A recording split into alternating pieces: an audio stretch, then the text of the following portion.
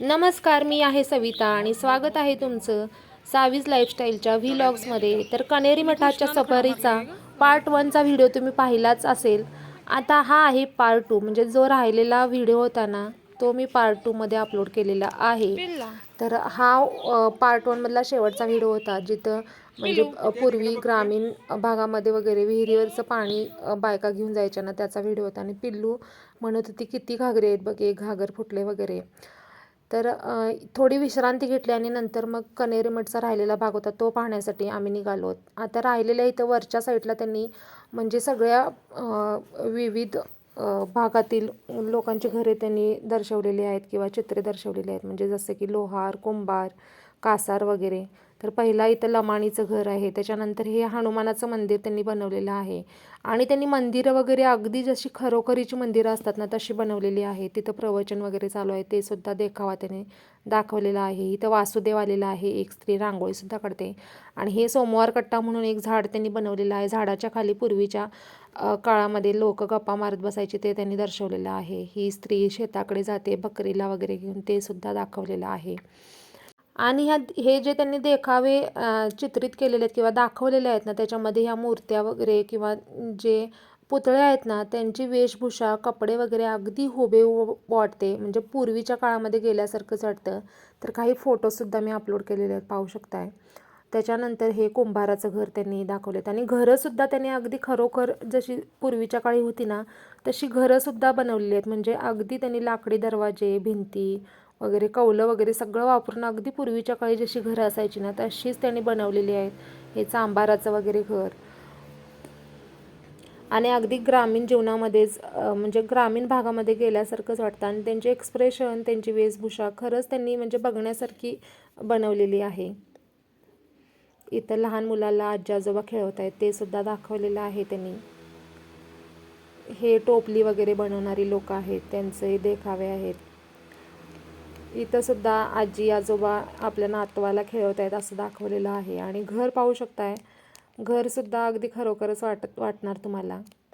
त्याच्यानंतर हे लक्ष्मीचं मंदिर आहे. आखाडासुद्धा त्यांनी असा दाखवलेला आहे. आखाडा पण असं त्यांनी रूम बनवून त्याच्यामध्ये ते कुस्तीची प्रॅक्टिस करणारे पैलवान वगैरे सगळं दाखवलेलं आहे. इथं कासारीन बांगड्या भरते, बाळाला घेऊन ती बाई बसलेली आहे. त्याच्यानंतर पूर्वीचा जो बाजार वगैरे भरायचा त्याचंसुद्धा चित्र त्यांनी इथं रेखाटलेलं आहे देखाव्यामध्ये.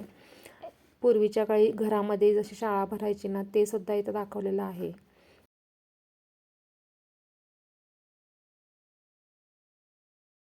आणि हे पहा, बायका गप्पा मारत बसलेलं सगळं त्यांनी म्हणजे ग्रामीण जीवन पूर्ण रेखाटलेलं आहे. खरंच बघण्यासारखं म्हणजे जागा आहे. आणि एक दिवसासाठी जर तुम्ही ट्रिप करणार असाल, फॅमिली येणार असाल, तर एक दिवस पूर्ण तुम्ही इथं एन्जॉय करू शकता आणि बघण्यासारखं आहे. आणि खरं तर मला वाटतं हे कनेरी मठ हे देखाव्यांचं जे गाव त्याने चित्रित केले किंवा उभारले ना, मला वाटते तेच बघण्यासाठी एक 2-2.5 तास तुमचा जाईल. त्याच्यानंतर मग तुम्हाला गार्डन फिरायला सुद्धा 1-2 तास तरी आणि शांभवीनं तर आज आम्हाला भरीत साथ दिली, म्हणजे ते अजिबात कंटाळी वगैरे नाही. एवढा एरिया चालायचा म्हणजे नृत्य वगैरे करायचे ना ते पण 4-5 किलोमीटर तरी मला जेवढं शक्य होईल तेवढे व्हिडिओ काढलेले आहेत. आणि हे देखावे जर बघायचे मी काय तर जास्त वेळ शांभवी अजिबात कंटाळी नाही, तिला एक बऱ्यापैकी व्हिडिओ काढलेले आहेत. बघायचं काम चालू होतं. इथं फुगडी खेळतायत लोक आणि हे पहा इथं भविष्य सांगणारा वगैरे त्यांनी इथं दाखवले. रुद्राक्ष मणी वगैरे विकणारे ते सुद्धा व्यापारी दाखवलेत. आणि सगळ्यात महत्त्वाचं म्हणजे हे खूप छान त्यांनी दाखवलेलं, म्हणजे जे रथ ओढतात ना यात्रेच्या वेळी वगैरे ते रथयात्रा त्यांनी दाखवली ती. आणि अगदी खूप छान आहे ती रथयात्रा.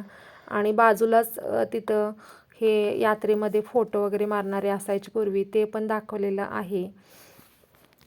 आणि अशा प्रकारे कनेरी मठ बघितला आम्ही. आणि मग थोडा वेळ विश्रांती घेतली आणि आम्ही बरोबर उन्हाच्याच वेळेला गेलो, त्याच्यामुळे थोडा कंटाळा आला.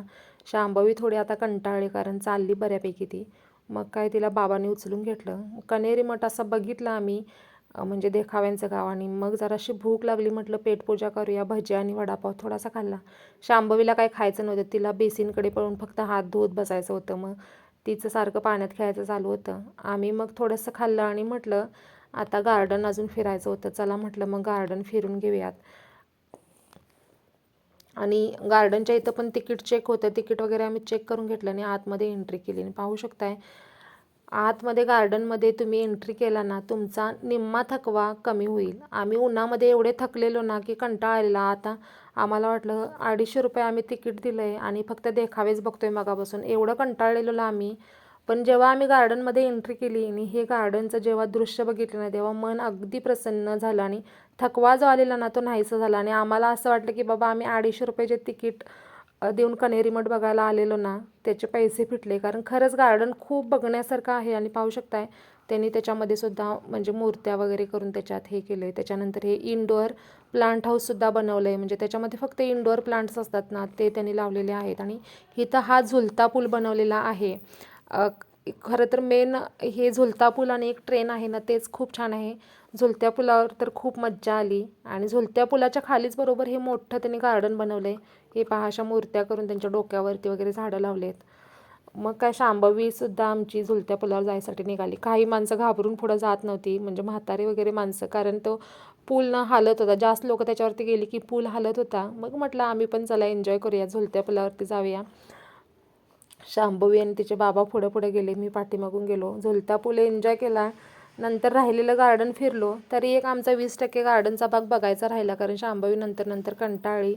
गार्डन बघितलं आणि या गार्डनमध्येच ना त्यांनी असं छोटी मिनी ट्रेन बनवलेली आहे. आणि आतमध्ये जंगल सफारी म्हणून ठेवलेली आहे, म्हणजे असं गुफासारखी बनवली आणि प्राण्यांचे आवाज वगैरे म्हणजे सगळं ठेवलं आहे.